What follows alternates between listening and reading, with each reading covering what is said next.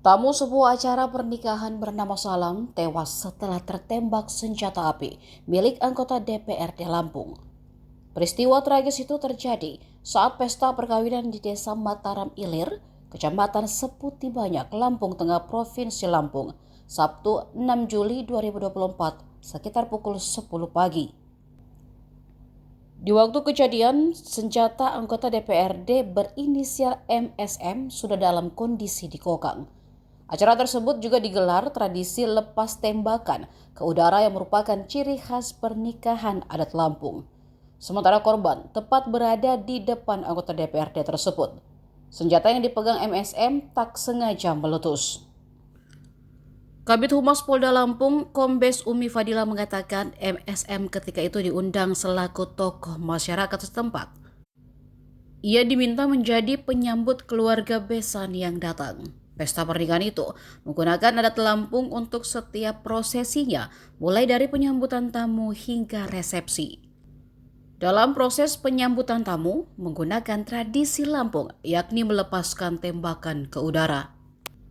Rupanya senjata itu sudah terisi peluru, sehingga saat dikokang, senjata tersebut langsung meletus. Korban yang saat itu duduk di kursi berhadapan dengan MSM mendadak terjatuh dengan darah mengucur dari kepalanya. Jarak duduk korban dengan pelaku berdiri hanya 15 hingga 20 meter. Anggota DPRD MSM telah ditangkap pihak kepolisian untuk dimintai keterangan.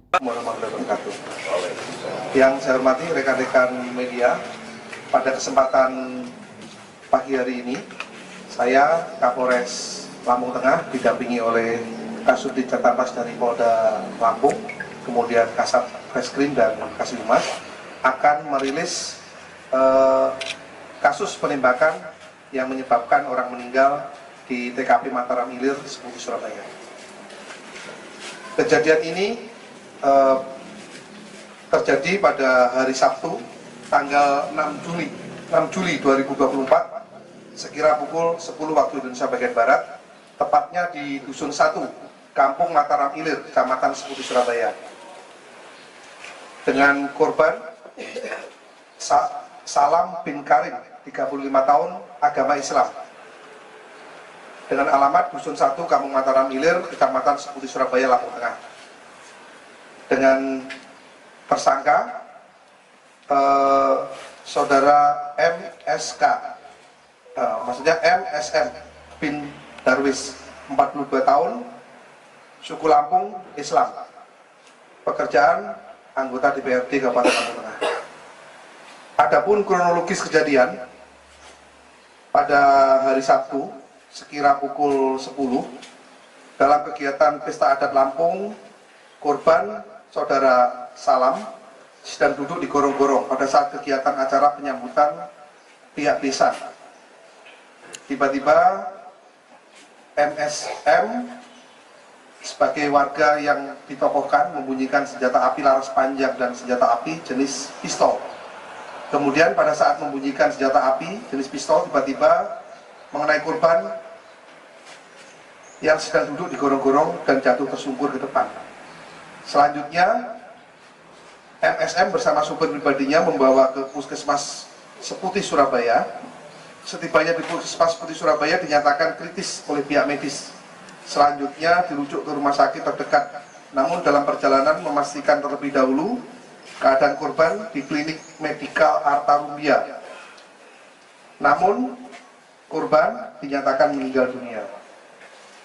Selanjutnya korban dibawa pulang ke rumah duka Dusun 1, Kampung Mataram Ilir, Kecamatan Seputi Surabaya. Selanjutnya korban dibawa ke rumah sakit Bayangkara untuk dilakukan otopsi yang diikuti oleh keluarga dan didampingi oleh petugas kita. Polda Lampung membackup kami dari Polres Lampung Tengah, dalam hal ini Diskrimum, melakukan penangkapan pengamanan terhadap saudara MSK, kemudian memeriksa saksi yang disebutkan di TKP, diantaranya saudara R dan saudara SP. Kemudian tim gabungan juga menggeledah 3 lokasi, yaitu yang pertama di rumah tersangka yang beralamatkan di Dusun 1 Kampung Mataram Ilir. Kemudian juga melakukan penggeledahan di rumah tersangka yang kedua yang beralamatkan di Jalan Cempaka nomor 16 Margorejo, Metro Selatan. Kemudian yang terakhir penggeledahan di rumah saudara Sarwani yang beralamatkan di Kelurahan Buminabung Timur, Kecamatan Buminabung.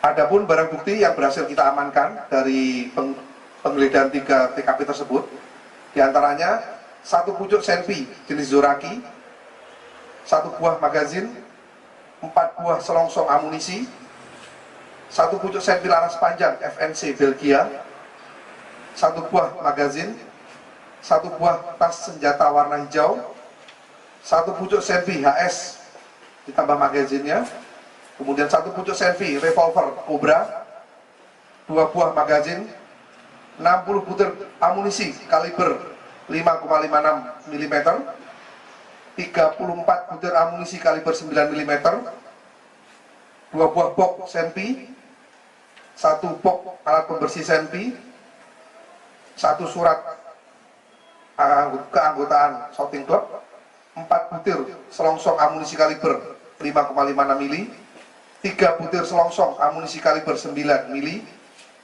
kemudian 1 buah peci, 1 helai celana panjang milik saudara MSM. Kemudian perlu saya sampaikan di sini juga bahwa tadi malam hasil autopsi terhadap korban didapatkan informasi sementara bahwa peluru menembus kepala bagian kiri, bawah telinga kiri menembus bagian dalam kepala hingga keluar di pelipis kanan.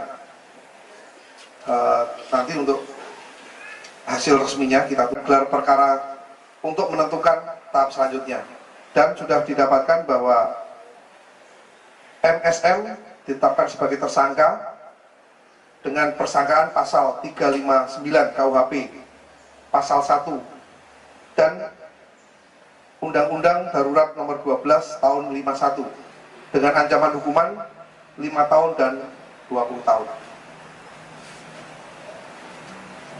Demikian, karena kejadian baru kemarin, kita mendalami saksi-saksi dan lain-lain, kita sedang mengejar dari mana pelaku mendapatkan senjata tersebut.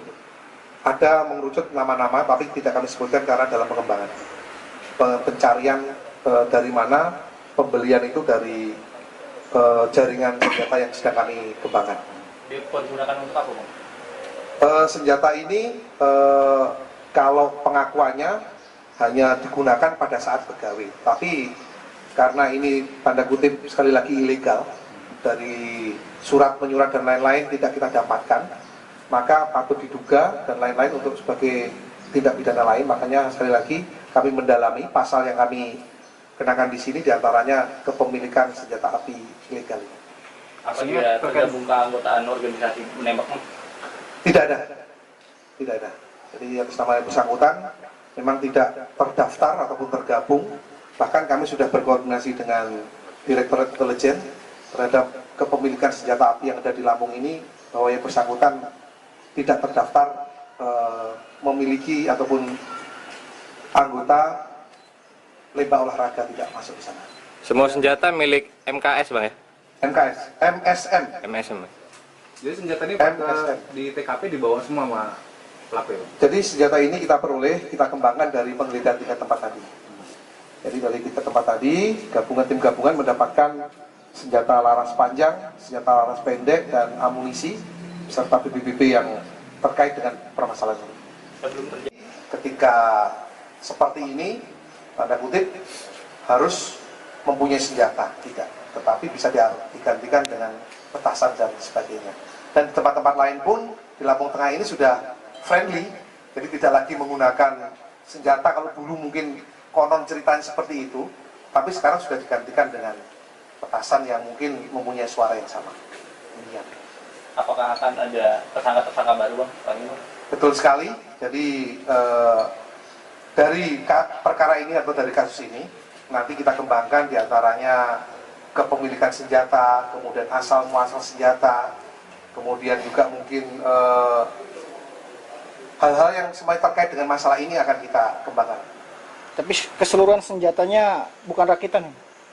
Kalau kita lihat di sebelah kanan, jadi bisa dilihat rata-rata ini adalah senjata pabrikan, bukan senjata rakitan, senjata pabrikan.